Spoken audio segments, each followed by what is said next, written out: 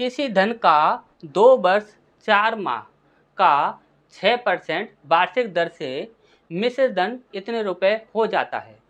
मूलधन क्या होगा ये हमसे यहाँ पर पूछा गया है।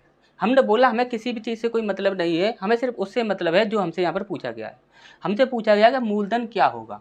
और जब कभी भी हम मूलधन निकालें या कुछ भी निकालें तो आपको अच्छे से पता होगा कि वहाँ पर हमें सिर्फ क्या करना होता है कि वहाँ पर टोटल परसेंट लेना होता है। तो टोटल परसेंट हम कैसे निकालते हैं कि जो भी हमारा परसेंट दिया गया होता है उसे हम समय के साथ इंटू कर देते हैं तो हमारा टोटल परसेंट निकल जाता है।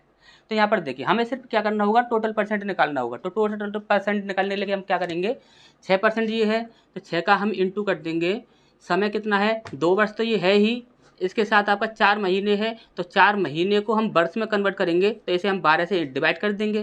तो 4 तिया 12, 3 दूनी 6 और 1 7, यानी कितना बना आपका 7/3।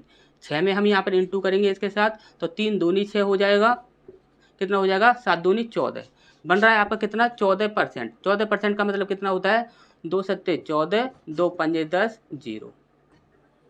क्लियर है इतनी सी बात, बस आपको इतना सा करना है और कुछ भी नहीं करना है। हमने बोला 14% जो होता है उसका मतलब होता है 7/50। हमने बोला हमसे पूछा क्या गया है, तो हमसे पूछा गया है मूलधन। मूलधन क्या होता है, आपकी फर्स्ट वैल्यू होती है। ब्याज क्या होता है, आपकी मिड वैल्यू होती है। और मिश्रधन क्या होता है, आपका वहाँ पर लास्ट वैल्यू होती है।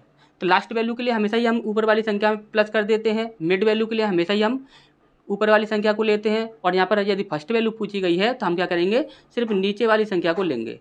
तो यहाँ पर हमारा बन रहा है कितना 50। तो 50 से डिवाइड करके देख लो, जो भी आपका ऑप्शन डिवाइड हो जाएगा वही आपका आंसर होगा। जो ऑप्शन डिवाइड नहीं होगा वह आपका कभी भी आंसर नहीं हो सकता। हमने बोला यदि हम 50 से बात करें तो यहाँ पर हम एक 0 से 0 काट देंगे तो 5 से ये संख्या पूरी डिवाइड होगी नहीं, तो ये हमारा आंसर होगा नहीं। हमने बोला यहाँ से 0 से 0 कट जाएगा, यहाँ 5 से ये वाली संख्या डिवाइड नहीं होगी तो ये भी हमारा आंसर नहीं होगा। हमने बोला 50 से फिर से हम देखें तो यहाँ पर 0 से 0 कट जाएगा और यहाँ पर ये संख्या 5 से डिवाइड होगी नहीं, तो ये हमारा आंसर होगा नहीं। इसके बाद हमने देखा यहाँ पर 0 से 0 कट जाएगा, लेकिन 355 जो है वह 5 से पूरी तरह से कट जाएगा, तो यही हमारा आंसर हो जाएगा।